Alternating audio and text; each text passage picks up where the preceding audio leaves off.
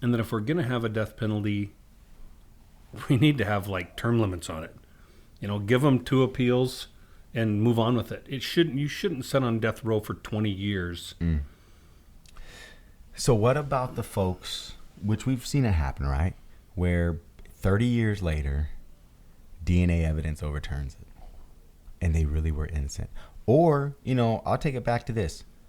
A guy in 1970, a black guy in 1970 is convicted by an all-white jury in Georgia. Death penalty. 30 years later, they find that everyone was lying and they have to let him go. How many of those people have been put to death? Yeah. How many of those people have been put to death? Well, what about the 4 fraternity brothers at Duke University, and now the gal comes out and says, Remember that? And that's been almost 30 years ago. Those guys have been in prison for 30 years, 20 years. Yeah, something like that. Long time. I was in high school at least. And she's like, I lied. I remember. And she's like, I lied. Mm-hmm. And those guys were convicted. Yeah. And they were guilty before anything ever started. 100%. Because of the accusation. From the media. The media will convict you right away. Yeah. No, 100%. And that was,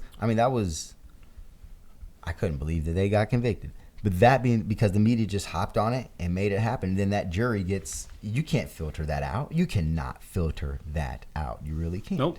You really can't. Or, what's the New York 5?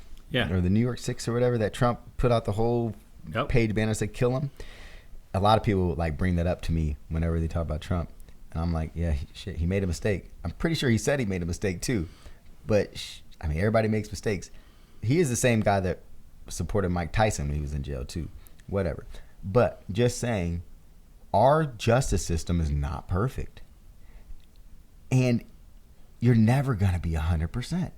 So then that gets us back to it. If we know that you can't be 100% in so many different instances, right? I bring up an instance of the racial history.